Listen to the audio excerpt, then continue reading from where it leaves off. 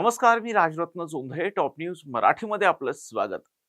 यवत police ठाण्यातील केडगाव चौकीत कार्यरत असलेले पोलीस नाईक निखिल रणदिवे यांनी 5 दिवसांपूर्वी व्हॉट्सअप स्टेटसवर भावनिक संदेश आणि मुलीसोबतचा फोटो पोस्ट केल्यामुळे आणि त्यानंतर बेपत्ता झाल्यानंतर एकच खळबळ उडाली.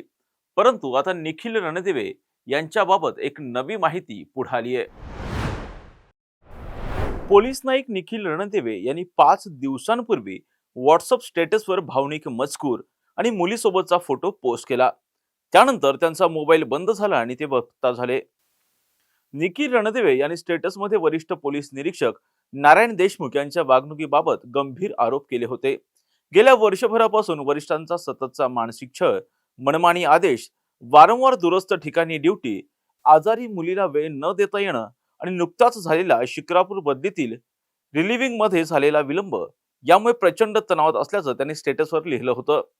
या पोस्ट नंतर त्यांचा मोबाईल बंद झाला आणि ते बेपत्ता झाले. कुटुंबियांनी शिक्रापूर पोलीस ठाण्यात तक्रार दाखल केली होती. यवत शिक्रापूर पोलीस ठाणं आणि स्थानिक गुन्हे शाखेच्या संयुक्त पथकानं युद्ध पातळीवर शोध मोहीम राबवली. निखिल रणदिवे काल मध्यरात्री सुखरूप घरी परतल्याची माहिती शिक्रापूर पोलीस निरीक्षक दीपरत्न गायकवाड यांनी दिली. रणदिवे परतल्यानं पोलीस दल कुटुंबियांना मोठा दिलासा मिळालाय. मात्र मानसिक तणाव आणि वरिष्ठांविरुद्धचे आरोप यावर आता पोलीस दलाकडून स्वतंत्र चौकशी होण्याची शक्यता आहे.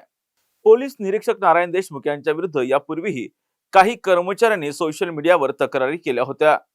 त्यांच्या कारभाराबाबत ठाण्यातील काही कर्मचाऱ्यांमध्येही नाराजी असल्याच्या चर्चा होत्या. आता याबाबत काय कारवाई होणार याकडे सर्वांचं लक्ष आहे.